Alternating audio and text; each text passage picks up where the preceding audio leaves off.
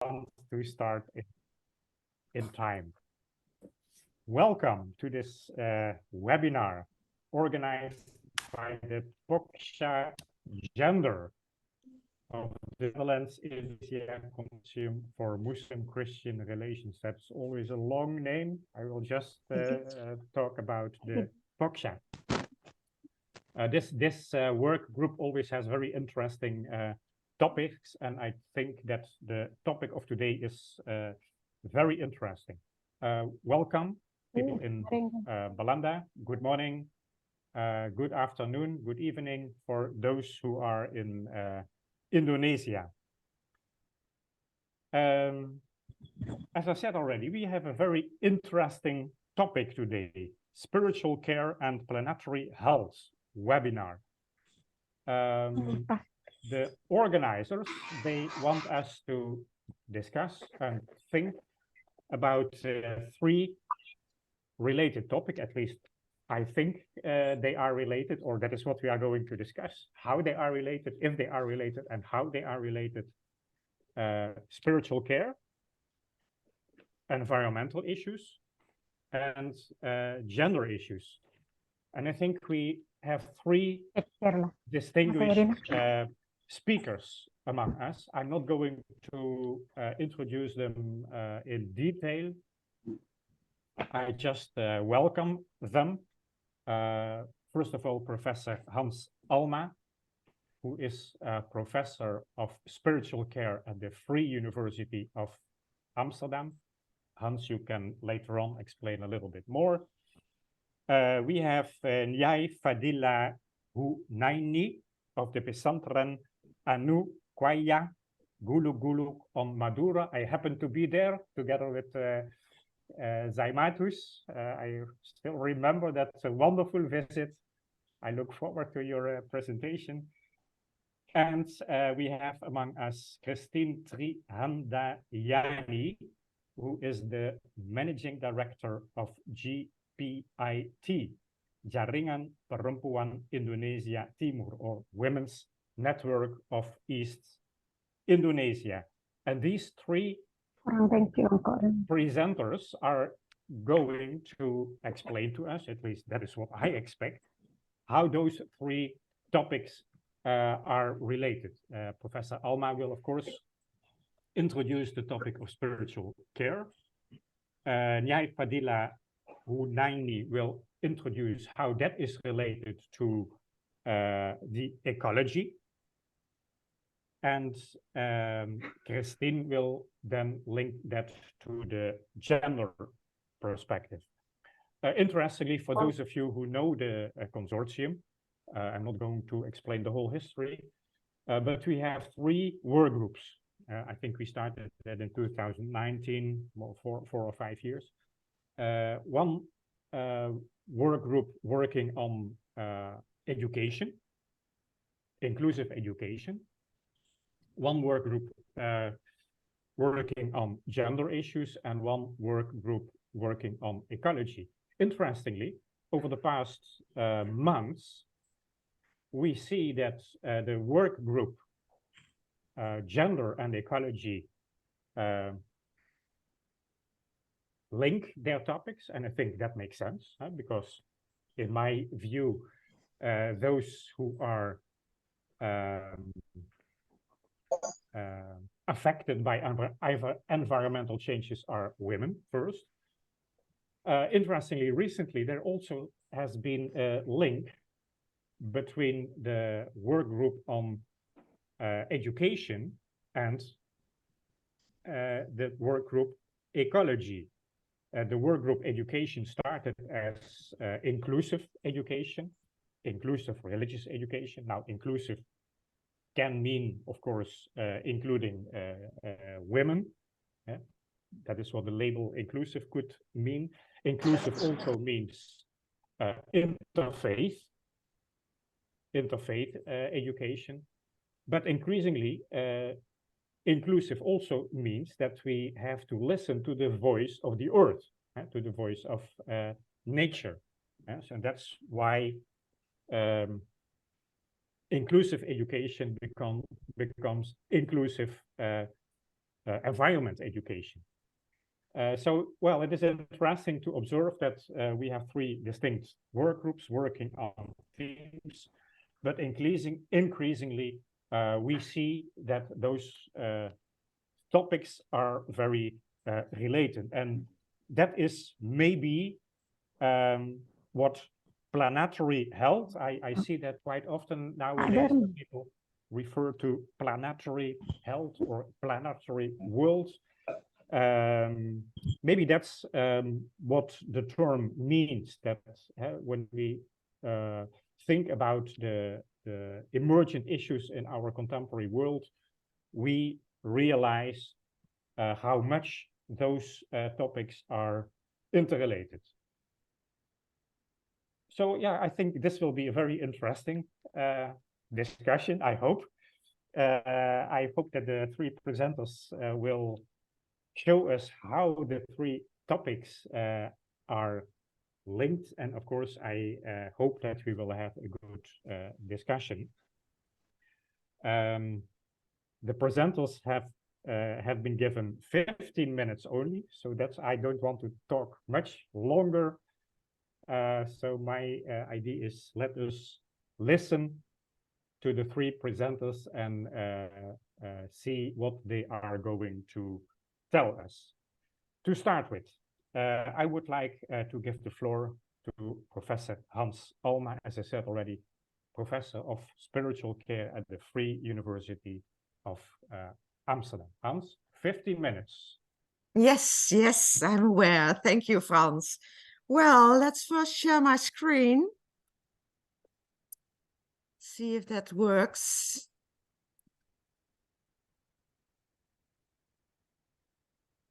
Oh.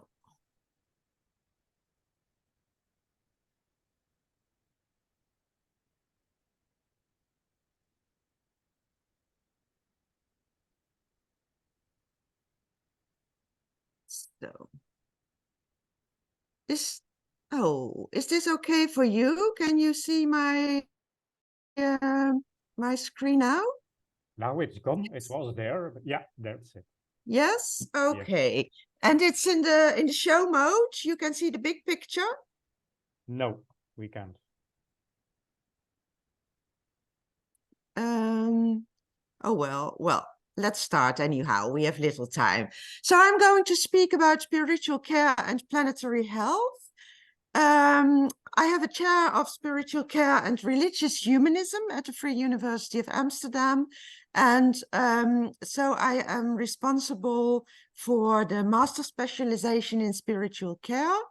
And I am also responsible for developing religious humanism in with a focus on actual societal issues, of which the ecological crisis are, of course, an important aspect.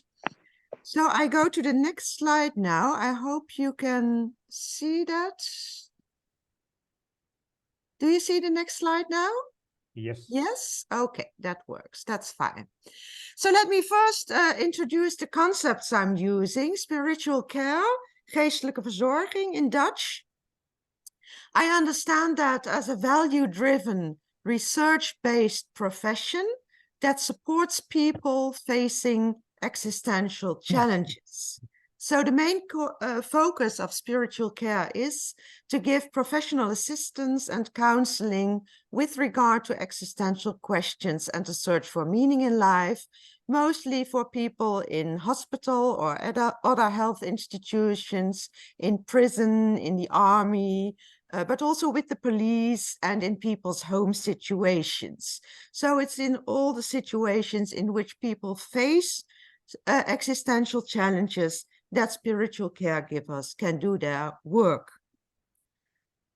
The other important concept in my lecture will be planetary health. And this is a rather new term that is used both for the interdisciplinary academic field. Many disciplines in science are working together to define and explore what planetary health means. But it is also a transdisciplinary term involving social movements concerned with ecological crisis. So it is both scientific and it also has this aspect of social movements working on these issues. Sometimes planetary health is developed in a way in which the human health is very central. I call that an anthropocentric view, in which the question is, for example, how does air pollution or the use of pesticides influence human health? So then human health is the main focus point. I use planetary health in a broader sense.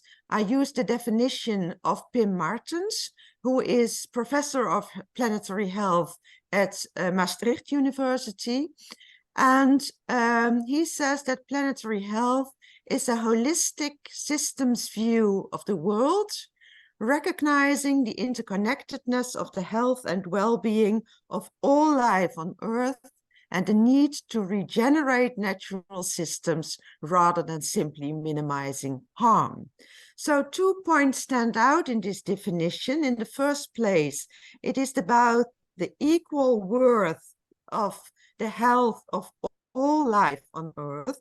So other than or more than human life, as it is sometimes called, or other than human life, has intrinsic value, and the value of its health is not just related to our human health, but it has a value of its own. And the other thing that stands out is the focus on regeneration. So it's really about the restoration of our relationships to other forms of being, rather than just sustainable development in the sense of minimizing harm, using less plastic, for example. That is important too, but planetary health is really about this restoration of our relationships to the rest of nature. When I thought of this relationship between spiritual care and planetary health, an important question was for me that of how can we speak of spiritual health, which is an important issue in spiritual care, when we don't take our relationship to other living beings and to the earth into account. So how can we consider ourselves to be spiritually healthy when we are not concerned with the health of other forms of being?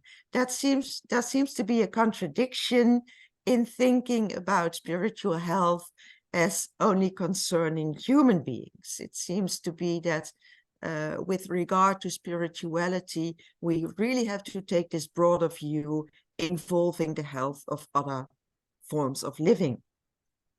But even if we are less concerned with these relationships to other forms of being, we have to be aware that ecological crises are a very relevant and pivotal existential challenge for people living at this moment. The pastoral theologian Ryan Lamoth calls climate change the defining existential event of our age.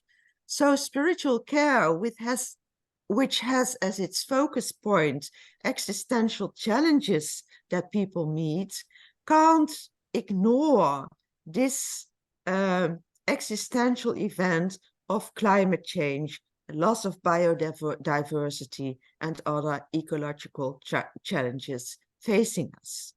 So those 2 points are for me very important in relating spiritual care to planetary health. Well, another important question in that regard is how religions and other worldviews, for example, humanism, affect spiritual and planetary health, either in perpetuating contemporary ecological crisis or in offering critical perspectives for transformation. For example, in the Christian view, we might say that the understanding of human as the crown of creation stimulates a way of looking at nature as something that has to be supportive of human life and that we can use for our own concerns, for our own needs. And from the understanding of the view of the human beings as a crown of creation, we are kind of masters of nature and can do with it as we like. So that is a destructive way in which a religious view can be related to ecological crisis. But of course, also from a Christian perspective, we have the view of the love of God for all of creation. And that might be very supported of looking for ways of transformation and of participating in ways that are beneficial to the rest of nature. So we see in religious views both what I call anthropocentric elements in which human beings are central, but also more ecocentric elements in which human life is participating in the well-being of the life of other forms of being as well. So an interesting topic would be then, can we come from a more anthropocentric to a more ecocentric perspective that does more justice to the well-being of all forms of living? An important source for thinking about this issue is the book Dark Green Religion of Bron Taylor. And he distinguishes between what he calls green religion, or the greening of religion, that posits that environmentally friendly behavior is a religious obligation. For example, the sense of that humans are stewards and should care for the earth can be a green religious view, but it still has a hierarchical relation in which humans are kind of the masters, the caregivers for the rest of nature. The other position is dark green religion, in which nature itself is considered to be sacred, imbued with intrinsic value and worthy of reverent care. So this is a more equal relationship between human beings and the rest of nature. This dark green position, and according to Bron Taylor, it can be found in different religious traditions. This dark green position flows from a deep sense of belonging to and connectedness in nature. It perceives the earth and its living systems to be sacred and interconnected in ecosystems. It is bio or ecocentric, considering all species to be intrinsically valuable, and it makes a plea for what is called cosmic humility and a corresponding critique of human moral superiority. So these are some basic characteristics of this dark green position. When we look at spiritual care from these both positions, green and dark green positions, I think there are different levels of questions that relate to these positions. From both a green and a dark green position, it is very an important question is, how can spiritual care support people in facing the existential challenge of local and global ecological crisis? So people are witnessing and are experiencing the consequences of ecological crisis. This raises existential questions, and how can spiritual caregivers support people in coping with these questions? This is a level of concern to spiritual care, I think, related to planetary health. If we go a little bit more to the dark green position, an important question becomes, is it the task of spiritual caregivers to critically reflect on anthropocentric elements in their worldview and explore alternatives? So should we be critical as spiritual caregivers, not just supporting people in dealing with these questions, but also in making people aware of how anthropocentrism can be very destructive of our relationships to the rest of nature.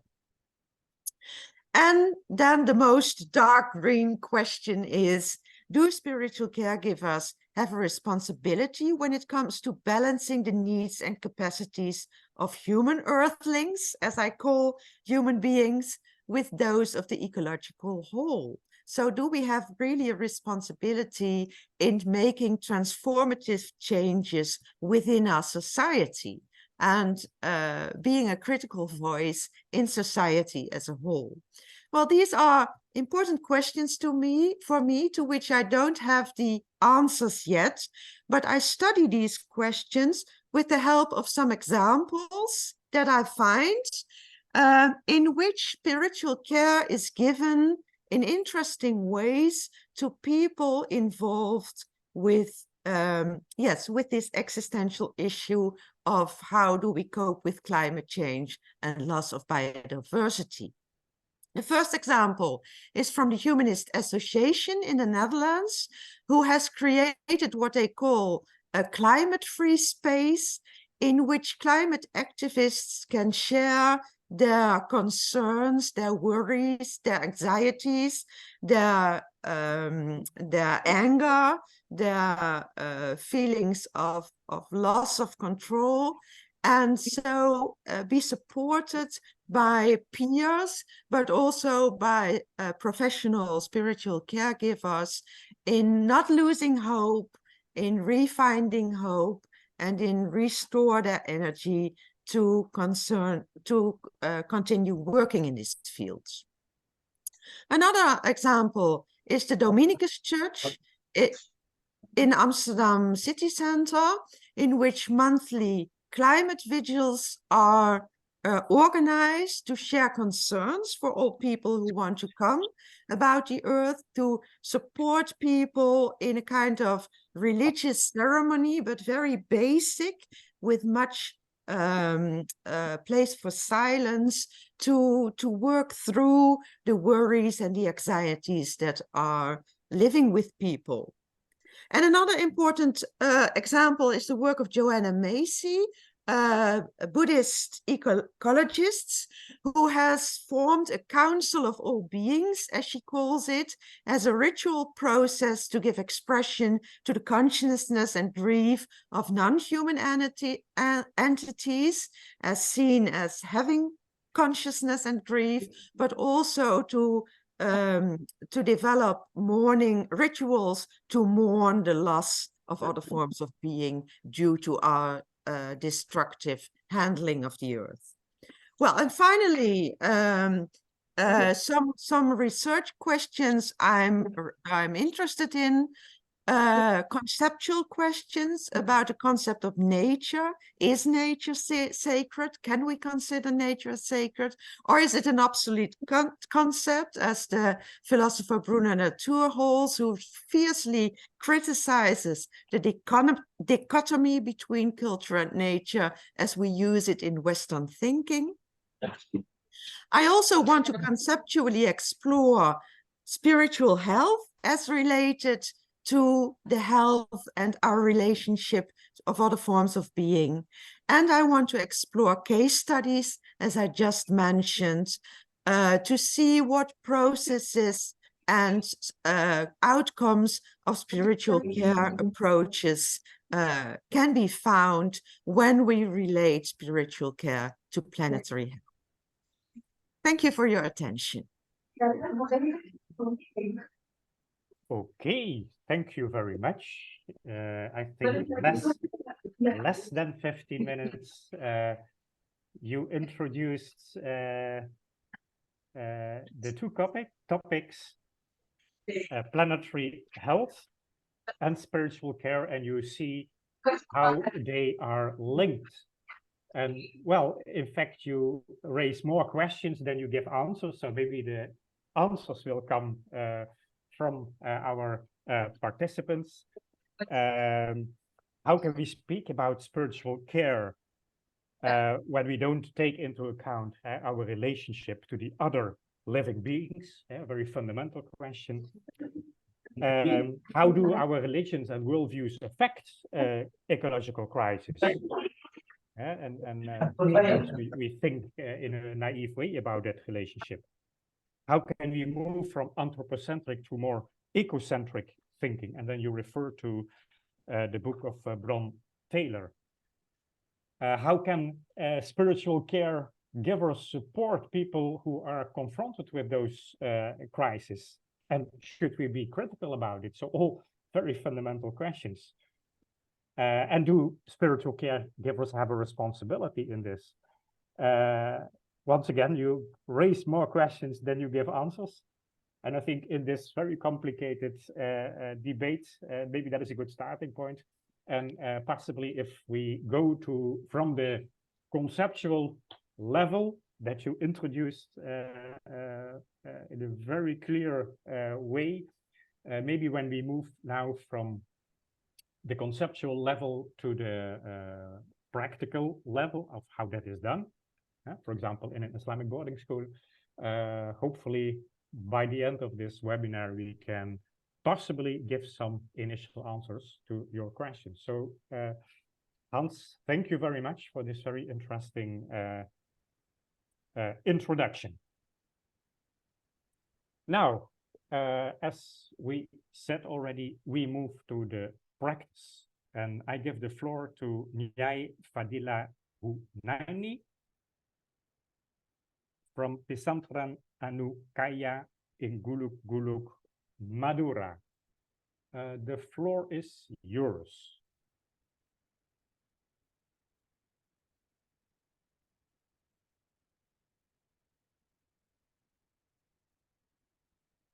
And I hope that the translation is going to work. Ibu Nyai, apakah Ibu Nyai akan share screen atau kami bantu? Gimana ya? Cara share screen-nya saya nggak tahu. Ada bacaan di bawah, Bu. Share screen itu di bawah, klik aja. Tanda panah ke atas. Tanda panah ke atas. Di bawah, paling bawah. Itu kan partisipan, chat, share screen, record. Oh, itu kan macam-macam. So, caption, Indonesian. Oh, ya. Oke. Nah, oke. itu. Ya.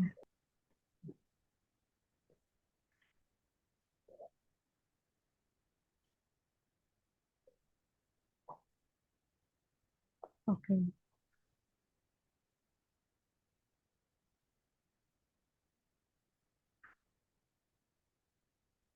Oke. Thank you, Pak Frans.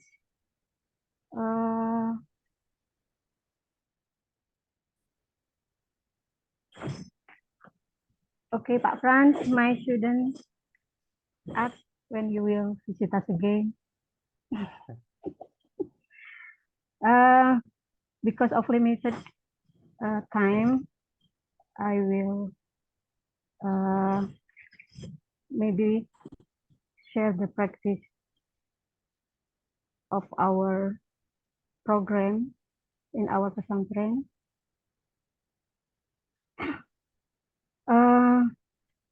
Ibu, saya bantu ya, share screen ya. Iya.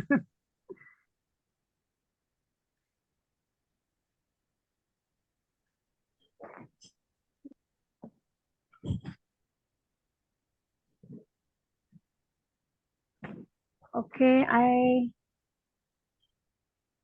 from the Professor Arma presentation, I see there are similar perspectives that according to the spiritual, the connection between spiritual care and environmental care. So, Mbak Yus, maybe this is my favorite quote from Jalaluddin Rumi. If the earth and mountains were not lovers, grace could never sprout out of their breast. It means love is the keyword to grow everything. So this is what I believe as my profession as a teacher, that what we grow in relationship among our students and society. The spiritual awareness is come from love. So actually, spirituality and Islam cannot be separated, because spirituality is the heart of Islam.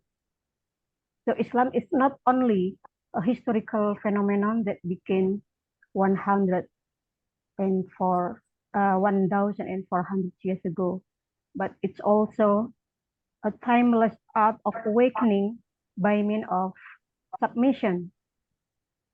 Spiritual awareness is important because outer struggle and work, like the work of environmental care, are necessary companion to inner purification and contentment. So it's the connection between inner and outer work and inner purification. It's all always connected. The law of Islam or Sharia are necessary and inseparable from spirituality. So spirituality in Islam is always engaged with the outer work and outer laws like Sharia. So once our outer need met, then the inner must also be fulfilled. The two are so interlinked that those who are awake to both the outer and inner realities see that they are inseparable and continuous on the one creational and unified universe. Maybe continue, Mbak Yus. So, what is the relationship between environmental degradation and religion? So, the religious view of community, it's very influential in determining behavior toward nature and environment. It's just like maybe if Max Weber in economic, there are Graham Sparks that say that behavior toward nature also influential by the view or the world view of the community. So modern society tends to behave less friendly toward nature and to the environment, because the background of their philosophy, their Platonic philosophy, that is they see the word physical or the physical world is intangible in relation to the human rational world. It's like Newton's view that state that the natural world is nothing but a collection of particles without life. They didn't recognize that another part of universe except human is something that has no life. It's like particle without life. This modern mentality that was born from principle of progress, reason, materialism, may be the cause of the behavior, the less friendly behavior toward nature. The environmental crisis, I think, is the real manifestation of spiritual crisis. Okay, Mbak Yus, this is what I believe about what I understand about the cause of environmental crisis.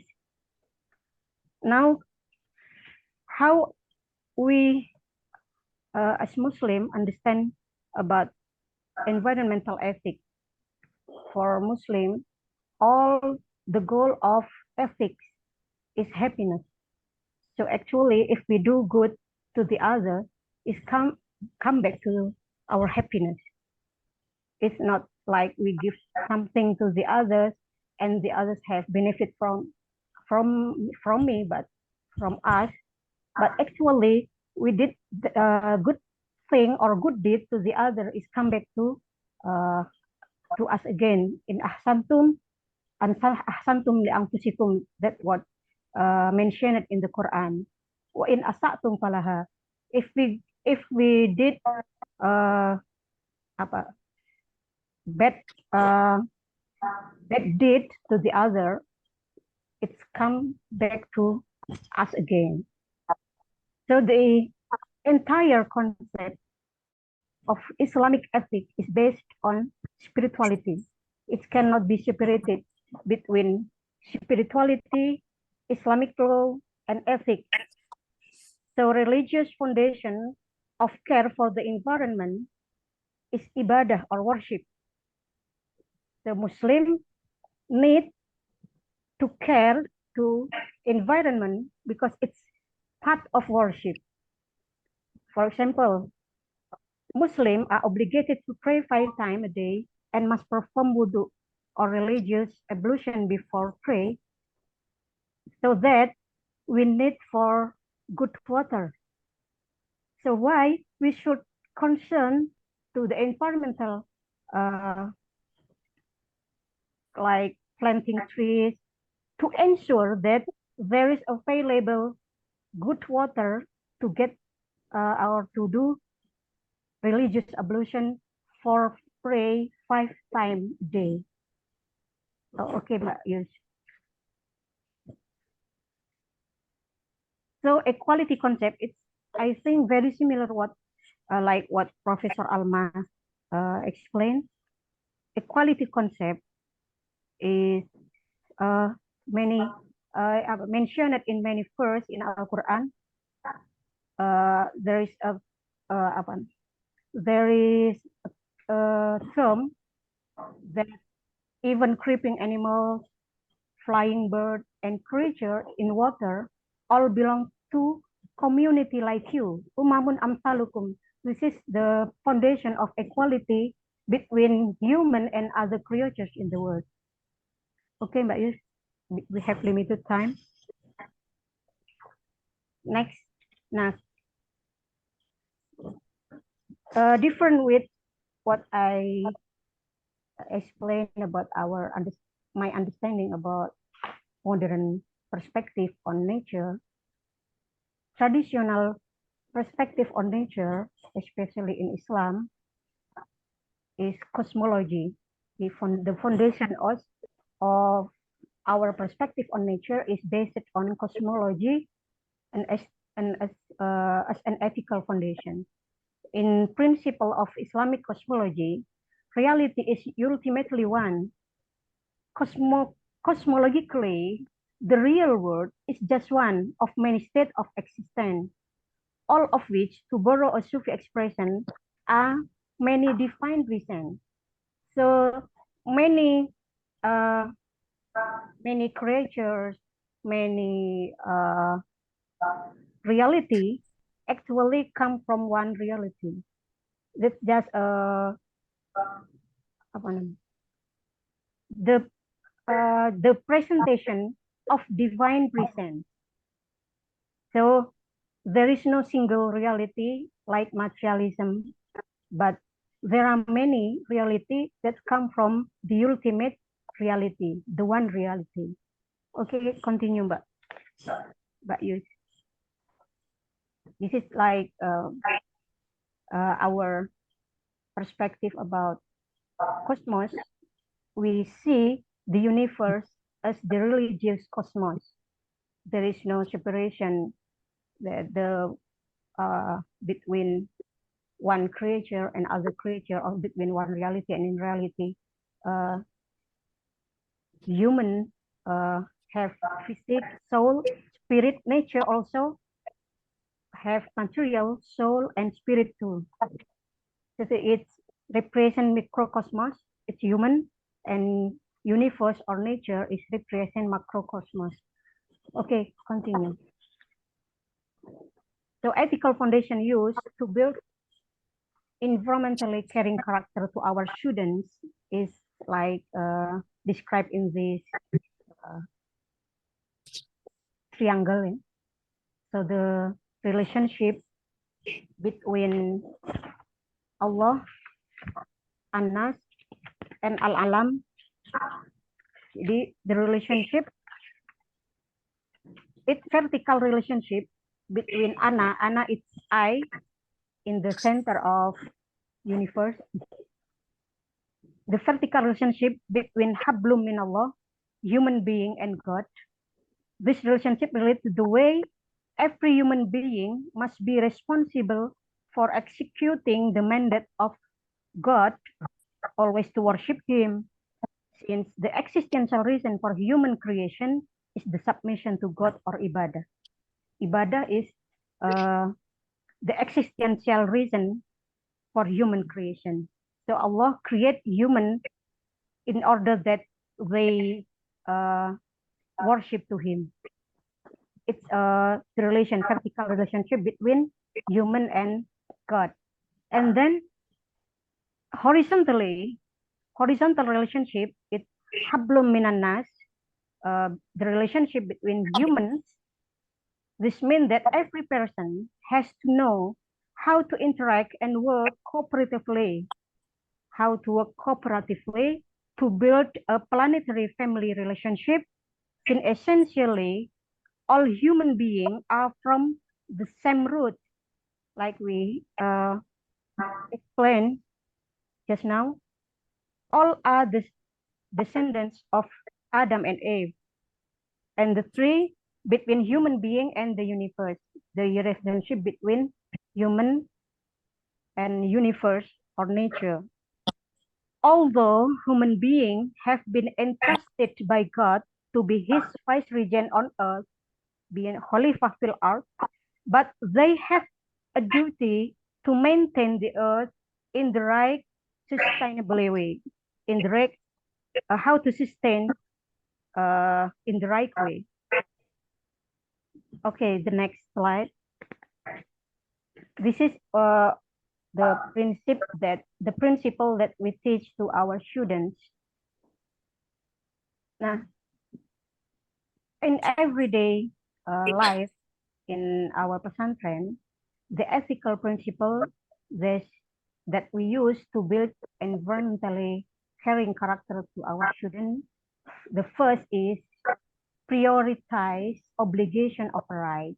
It's very important because Islam is anti-egoism. There is no egoism in Islam. So all the degradation in nature, I think they origin from the egoism of human. So if we can grow the behavior to prioritize obligation of right, I think we can become more caring, more become more care to our environment. That's the first. And the second is avoid greed. I think this is the second cause that harm nature, our greed. And the third is effort to increase spirituality, because all good deeds come from the spiritual awareness. Okay, continue, Mbak Yus. I will. Fatila, can you come to a conclusion, because we are run out of time? So okay. Come to a conclusion, please. Yeah, I cannot handle the screen. Okay, the effort to increase spirituality among our students. The first especially for female students, are carried out through a routine zikir activities, like reading Yasin after Maghrib prayer and reading Waqi'ah after morning prayer. With the goal of that zikir is to increase spirituality and closeness to the God, and Waqi'ah is to minimize greed that becomes the cause of bad deed to the nature. And then the third is reading Salawat Dalailul Khairat once a month. It's to for self-healing, because maybe some students find some problem in their daily life. It's kind of self-therapy. Nah, it's what I want to emphasize from spirituality to action. So I have a quote from John Maxwell. I very like it. She said that people don't care how much you know. What they care is how much you care. So I think it is not enough to just discuss about planetary health, but it should be implemented continuously. And every leader or some person that socially have influence or big influence to the society, I think they have responsibility to care about the environmental degradation due to the human action, and have to try to create a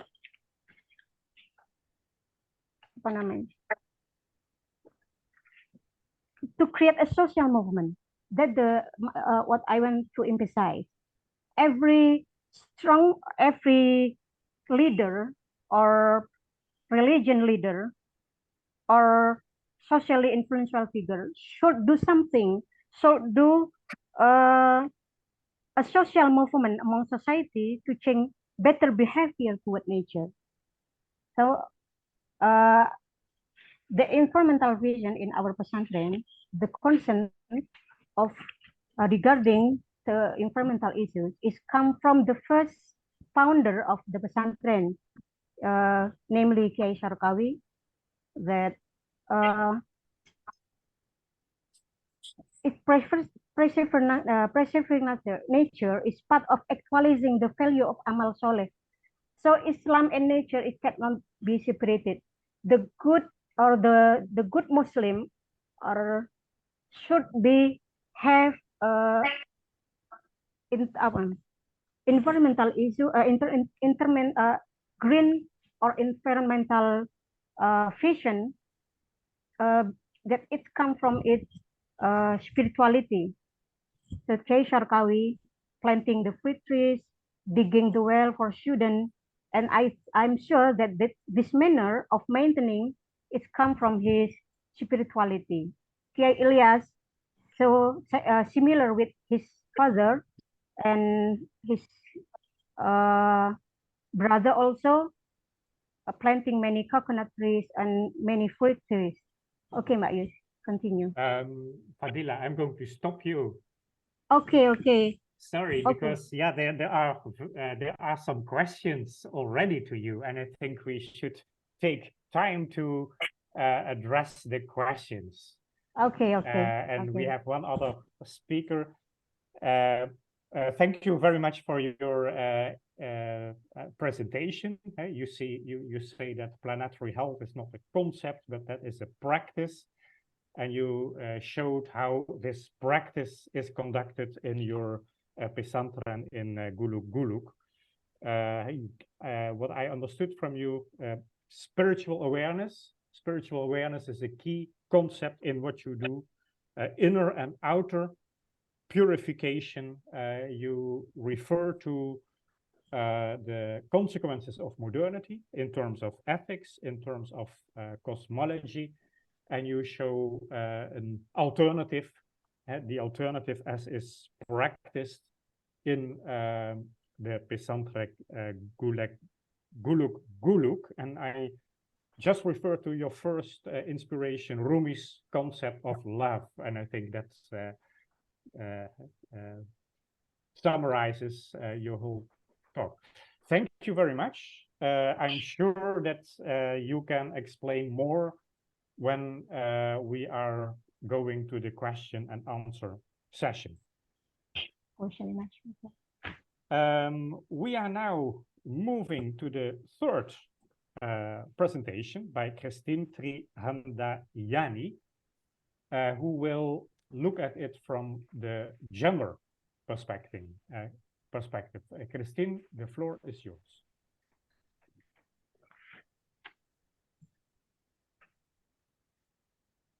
Baik, terima kasih untuk kesempatan untuk kami menyampaikan presentasi. Izinkan saya menyampaikan dalam bahasa Indonesia.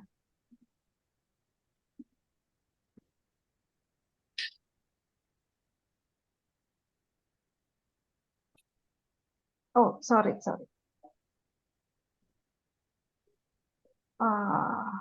Salah, saya salah.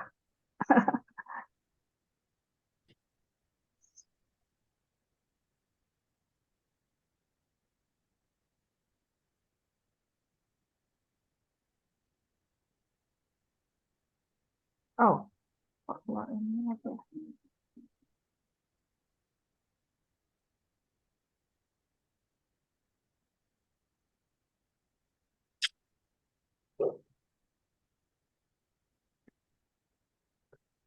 Seharusnya, apakah bisa saya dibantu dari situ untuk men-sharingkan materi saya supaya lebih cepat? Oke, iya Mbak, nanti kami bantu. Oke, ini sepertinya ada trouble. Admin saya sudah pulang.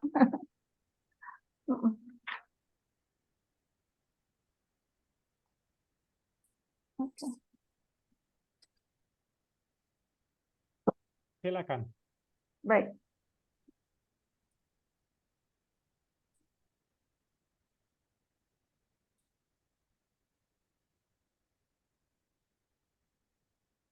Ya, baik. Terima kasih kami diberikan kesempatan untuk bersama-sama kita semua di sini dalam webinar ini untuk menyampaikan hasil riset kami bersama Netherlands Indonesian Consortium for Muslim Christian Relation atau NICMCR gitu.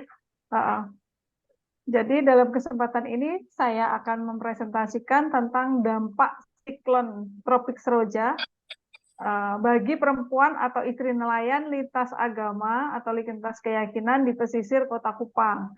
Jadi peristiwanya sebenarnya 2 tahun yang lalu, tepatnya di bulan April tahun 2021, tetapi saya yakin ini masih sangat relevan untuk kita bicarakan saat sekarang, kaitannya dengan perubahan iklim atau adanya siklon tropis Roja saat itu sangat relevan dengan sekarang, di mana banyak perubahan-perubahan iklim atau cuaca di akhir-akhir ini yang dapat mengganggu ekosistem, mengganggu perekonomian, dan mengganggu stabilitas baik bagi perempuan, bagi lingkungan. Baik. Saya sendiri, saya ingin memperkenalkan, saya Christine dari Jaringan Perempuan Indonesia Timur.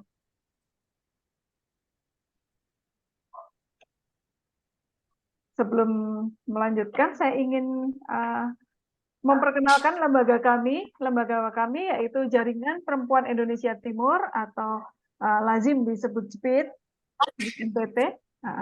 Jaringan Perempuan Indonesia Timur, sebuah perkumpulan yang berkedudukan di Kota Kupang, di mana didirikan oleh sejumlah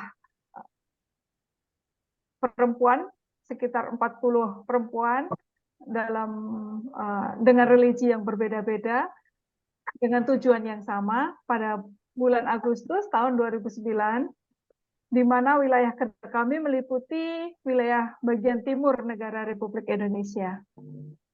JPIT meningkatkan dan mengembangkan partisipasi serta kapasitas masyarakat untuk pemajuan demokrasi dan hak asasi manusia. JPIT juga melakukan pengkajian ilmiah terhadap berbagai kondisi dan kebijakan negara pada bidang ekonomi, sosial, politik, budaya, dan lain-lain yang menyangkut masalah kebangsaan secara umum. Secara khusus saat ini JPIT melakukan studi pada bidang perempuan, agama, dan budaya di wilayah Indonesia Timur. JPIT bersama NICMCR telah sering melakukan kolaborasi studi ilmiah yang berkaitan dengan isu sosial dalam keragaman dan toleransi melaksanakan kegiatan keberagamaan antara Muslim dan Kristen yang terjadi di Indonesia Timur. Jadi secara singkat, profil dari JPIT demikian. Baik, selanjutnya saya akan memaparkan hasil dari riset kami yang kami lakukan pada bulan September atau 5 bulan setelah kejadian badai siklon tropik Seroja tersebut. Jadi setelah 5 bulan kejadian, baru kami melakukan risetnya. Siklon tropis adalah badai berkekuatan besar yang terbentuk di atas lautan karena suhu permukaan air laut hangat atau lebih dari 26,5 derajat Celcius. Radius badai ini berukuran 150 sampai 200 km dan kecepatan angin secara umumnya lebih dari 63 km per jam. Siklon Seroja adalah siklon tropik kategori 1 yang melanda wilayah timur Indonesia atau lebih khususnya di Provinsi Nusa Tenggara Timur pada hari Minggu tanggal 4 April tahun 2021. Dalam pemantauan Badan Meteorologi, Klimatologi, dan Geofisika atau sering disebut dengan BMKG, kecepatan angin di pusat siklon saat itu pada tanggal 4 April pada saat kejadian tercatat mencapai 75 km per jam, di mana hantaman siklon tropik Seroja tidak hanya menyebabkan angin kencang, hujan deras, dan tinggi gelombang yang ekstrim, tetapi bencana ini juga mengakibatkan banjir bandang dan tanah longsor di wilayah NTT secara umum. Bencana hidrometeorologi yang ini sedemikian dahsyat dan menimbulkan korban jiwa. Ada korban luka, pengungsi, dan kerusakan rumah warga, serta aset-aset fisik yang dimiliki, maupun kerusakan fasilitas umum seperti jembatan, sekolah, pasar, fasilitas kesehatan, dan lain sebagainya.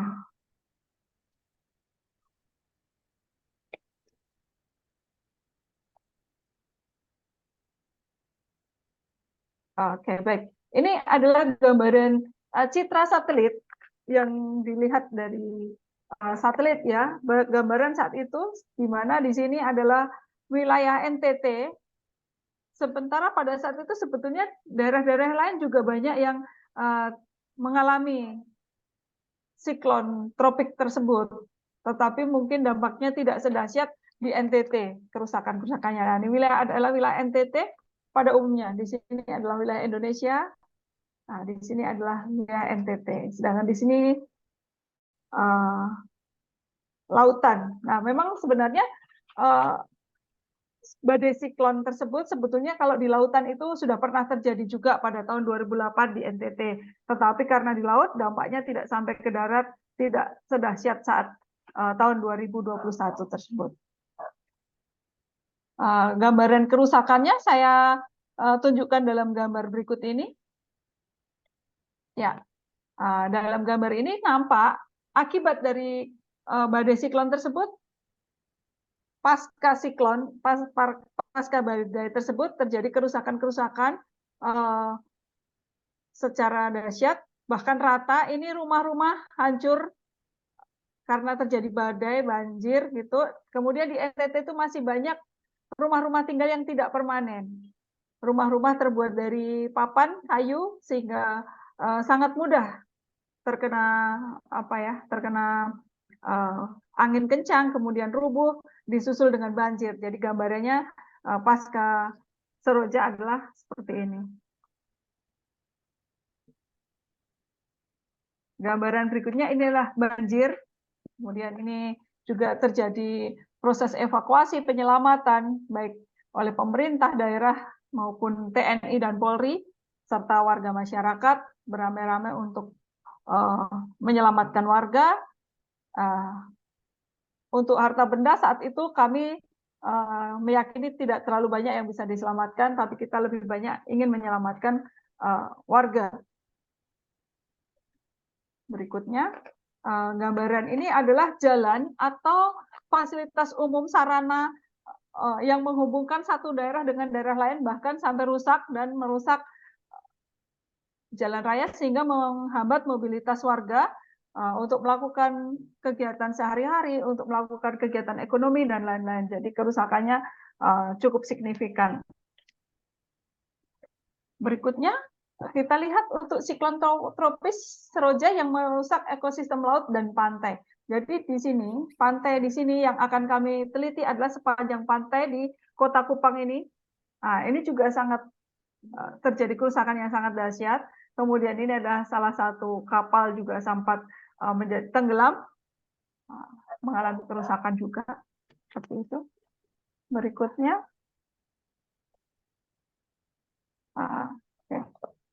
Baik.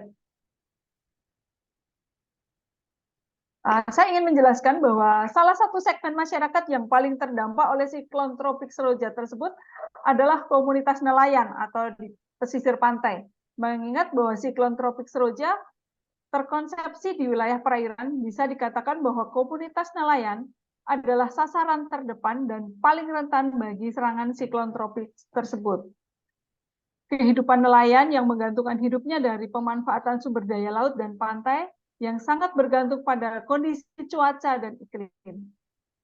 Lalu nelayan pesisir termasuk dalam kelompok masyarakat yang rentan terhadap kemiskinan karena mereka memiliki keterbatasan modal pada dasarnya. Jadi di pantai untuk wilayah pesisir nelayan di Kota Kupang pada dasarnya mereka sebetulnya adalah warga yang memiliki keterbatasan modal, tingkat pendidikannya rendah, kurang keterampilan, dan mayoritas masih mengandalkan budaya kerja yang bersifat konvensional atau cara-cara tradisional dalam melaut atau memanfaatkan komoditi yang ada di pesisir.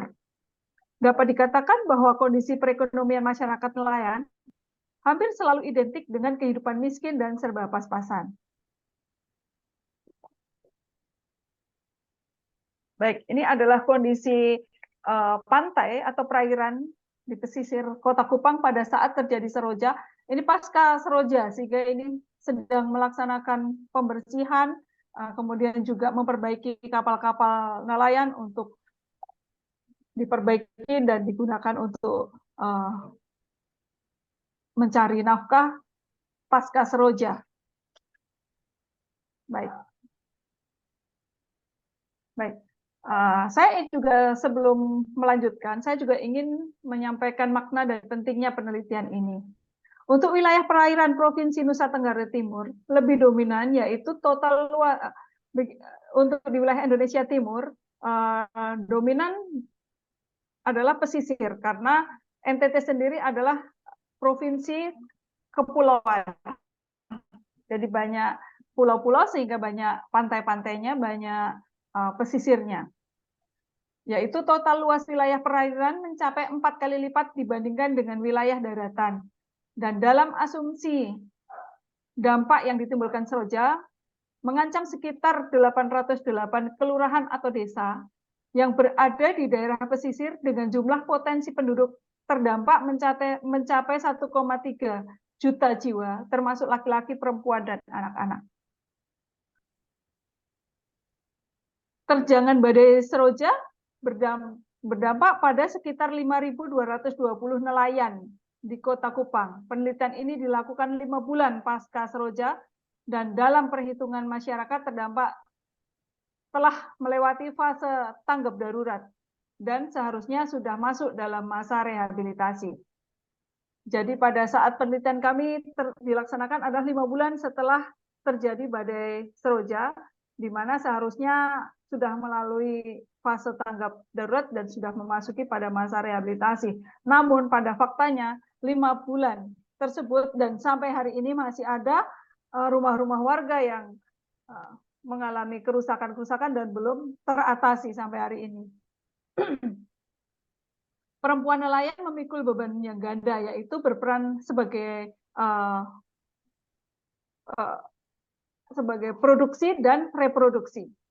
Siklon tropis seroja merupakan pengalaman bencana hebat pertama akibat cuaca ekstrim yang dialami oleh masyarakat di Provinsi NTT, sehingga tidak ada proses adaptasi mitigasi yang dilakukan sebelumnya. Jadi karena memang sebelumnya belum pernah terjadi, kami tidak pernah berjaga-jaga atau tidak pernah ada mitigasi bencana atau persiapan-persiapan untuk melakukan tanggap darurat bencana tersebut.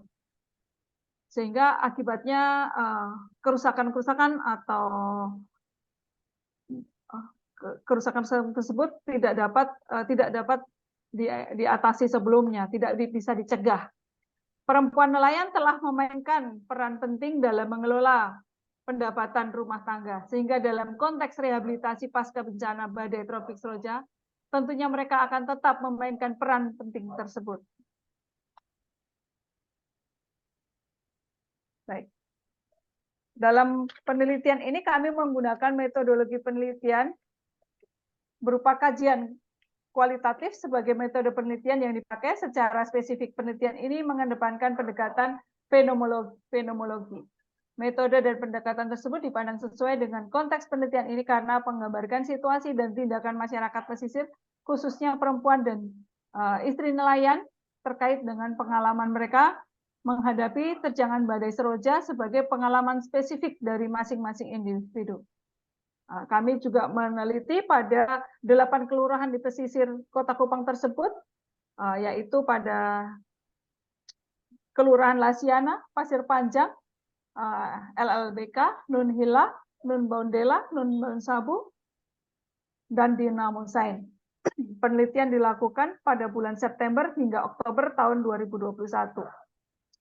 Penelitian dilakukan selama 5 hari. Baik. Dampak siklon tropis seroja bagi perempuan istri nelayan lintas agama di pesisir Kota Kupang. Sebagaimana dipaparkan sebelumnya pada bagian pendahuluan, laporan siklon tropis seroja tidak hanya menyebabkan angin kencang, hujan deras, dan tingginya gelombang yang ekstrim, tetapi juga banjir bandang, tanah longsor di beberapa wilayah di Provinsi Nusa Tenggara Timur. Dampak seroja juga dirasakan di daerah-daerah lain di Indonesia, seperti selain di Provinsi NTT juga di Nusa Tenggara Barat, di Pulau Jawa, dan sebagian Sulawesi hingga ke Maluku. BMKG mengungkapkan daya rusak siklon tropis seroja merupakan kombinasi dari besarnya kecepatan angin lebih dari 63 km per jam hingga hujan lebat yang dipengaruhi oleh keadaan alam yang tidak stabil saat itu dan kelembaban udara karena tekanan atmosfer yang rendah. Kemudian responden yang kami wawancarai di seluruh lokasi penelitian mengungkapkan bahwa terjangan badai tropis seroja tersebut sangat hebat dan tidak terbayangkan sebelumnya. Bahwa kejadian tersebut sangat mencekam ketika ditanya tentang situasi tersebut, bagaimana perasaan dan respon mereka saat itu, ekspresi verbal yang disampaikan sangat bervariasi, namun menggarisbawahi bahwa mereka mengalami kecemasan, ketakutan, mengalami trauma-trauma, juga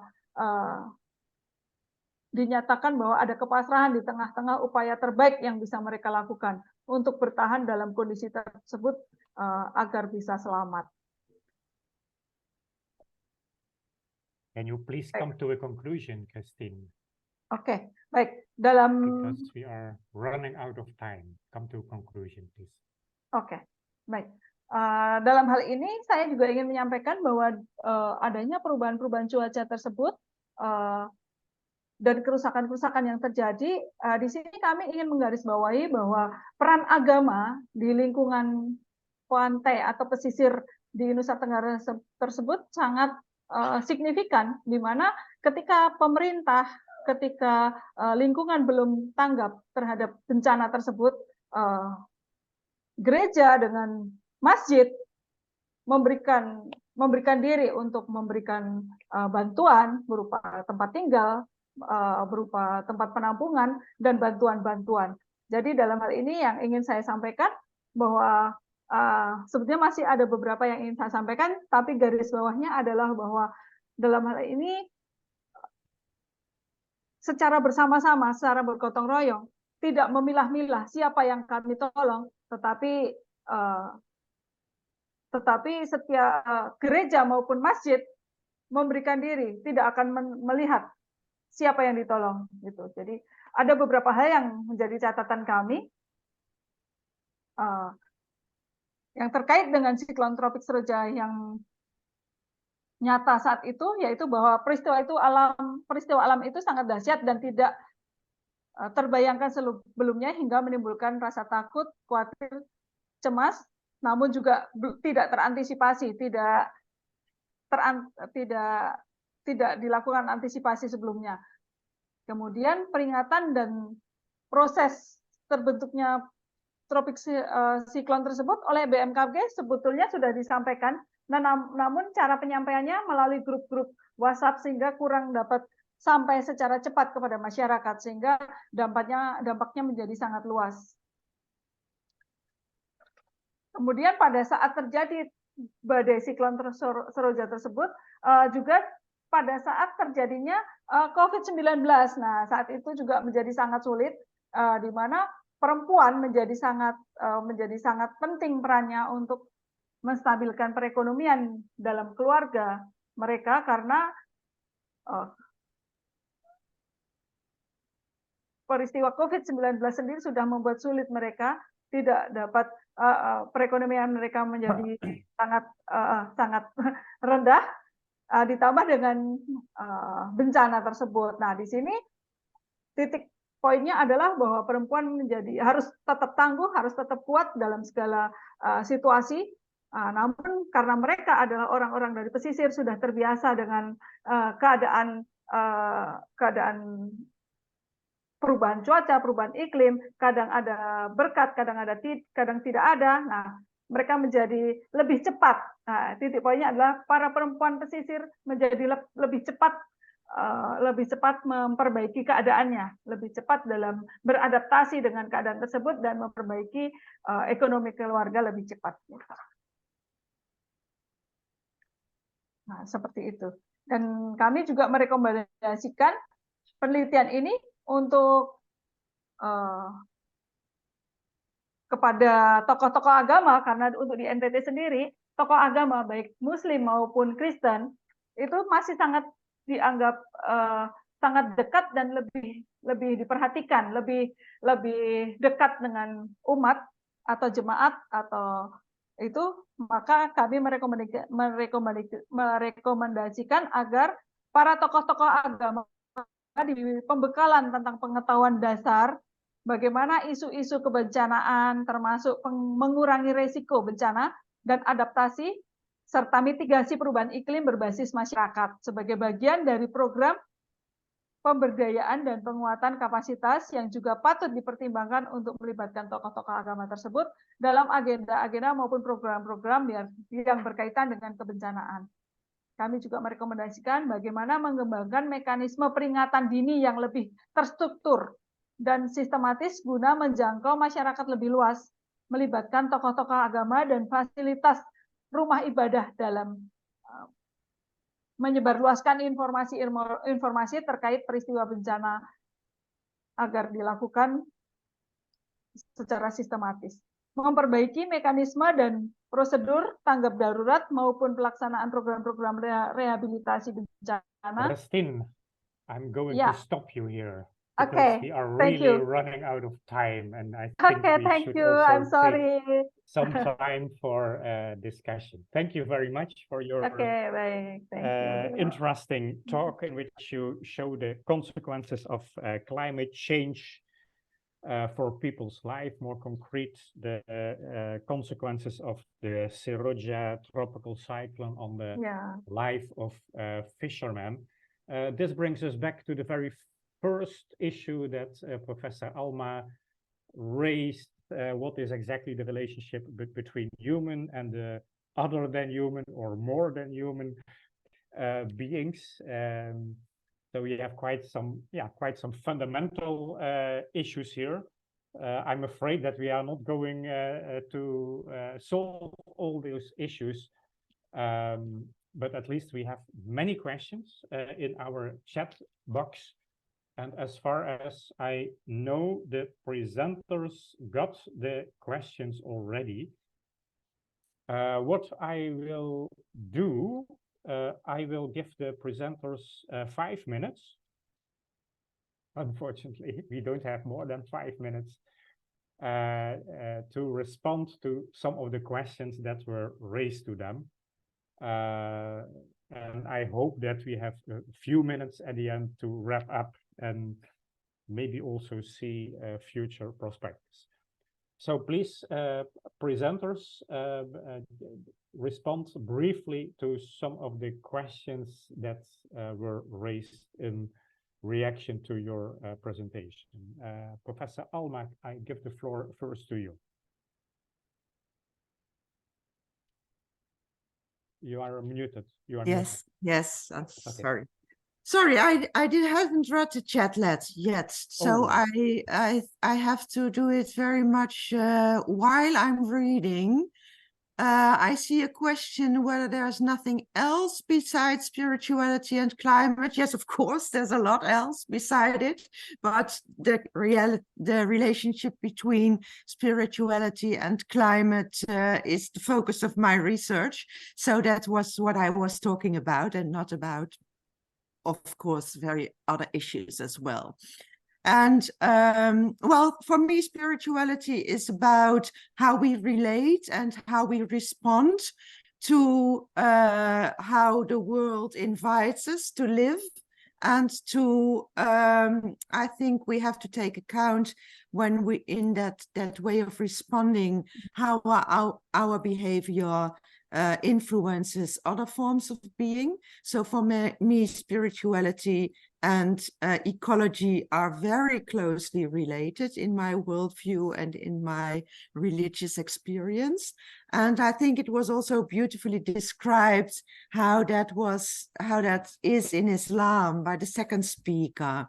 So I could relate to that very much from my own perspective. I thought the quote of Rumi was really beautiful to start with, and that expressed for me very much how I see that relationship. So thank you for that. Then I see well, kind of remark about the role of what I was talking about in Indonesia. I'm very happy that I can see that it relates to questions living there and to experiences built up in that context. Also with regard to spirituality and religion. And yes, I think that in my research, I can learn a lot from other cultural and other religious experiences and ways of building this relationship to nature. I think in a way our Western view is very much impoverished by all kinds of developments, and we really need to take that broad perspective to bring in other ways of looking at our relationship to nature. Then I see that the questions are more to the second speaker, so I think I leave it at this. Okay, thank you very much. Then we go to Fadila.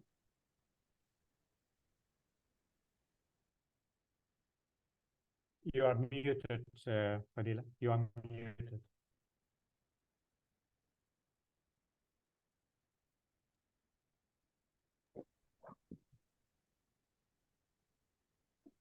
Okay.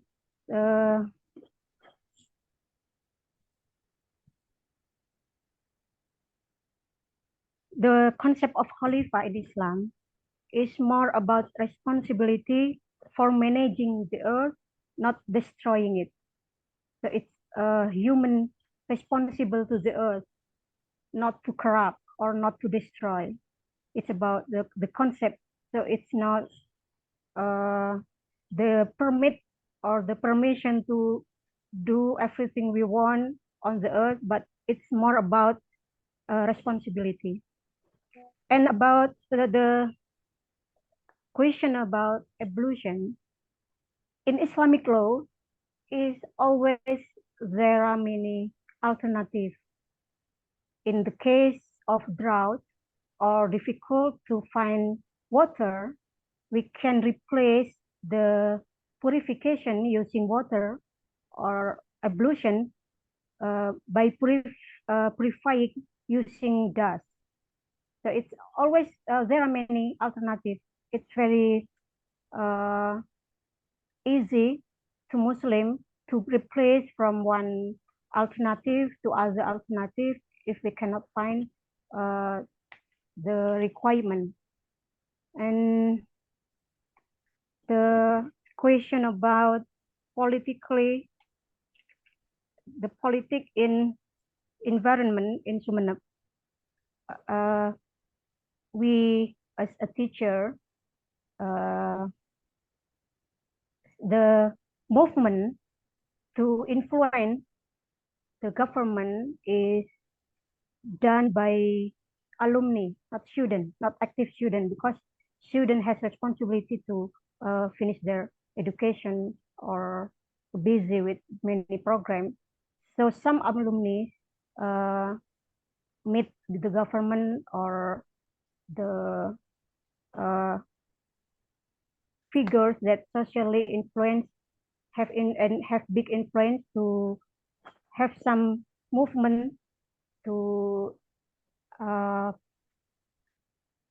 influence the government's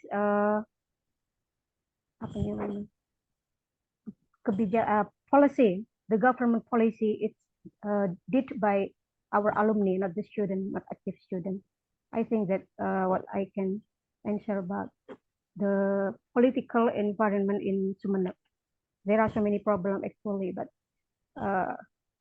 I hope there are many networking in this movement that can persuade the government to be more environmentally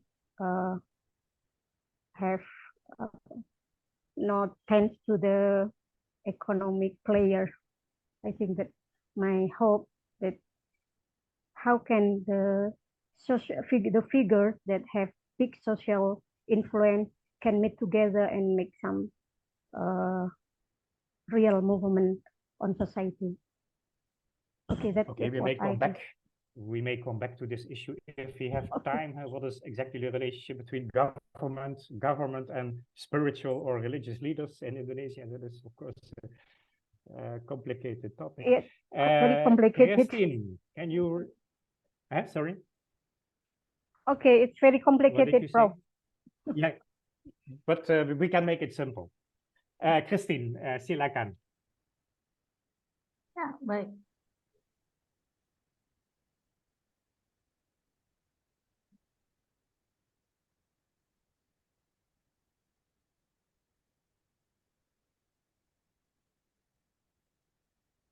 Kak Christine?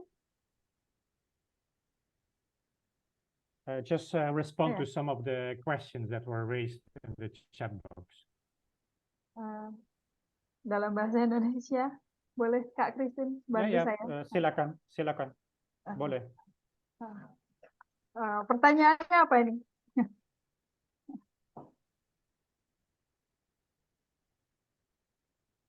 The questions are in the chat box.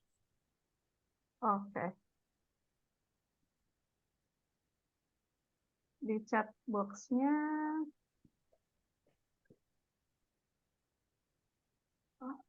Saya tidak menemukan ada chat, ada pertanyaan di dalamnya. Oh. Yes, did you send questions? There are no questions. Okay, no questions for you. Well, then we have 4 or 5 minutes for an open discussion. Professor Alma, in the beginning, raised some very crucial questions about the relationship between human beings and other than human beings, living beings. How anthropocentric are human beings or ecocentric are we? But also the question, what is the role of religion or spiritual caregivers or religious leaders? And I think we had 2 examples where spiritual leaders or religious leaders seem to play a crucial role there where the government does not perform well. In Gulug, in the pesantren, you teach love, you teach spiritual awareness, you teach the inner and outer purification. That is, of course, important for the future generation of Indonesia. And in the case of Kupang, Christine showed that spiritual leaders, churches, played a crucial role in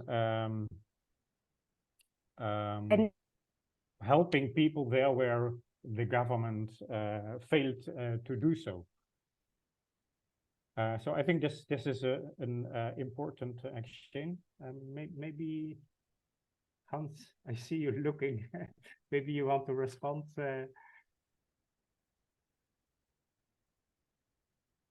Yes, I think it's very interesting to see that, especially in the talk of Adila, how she kind of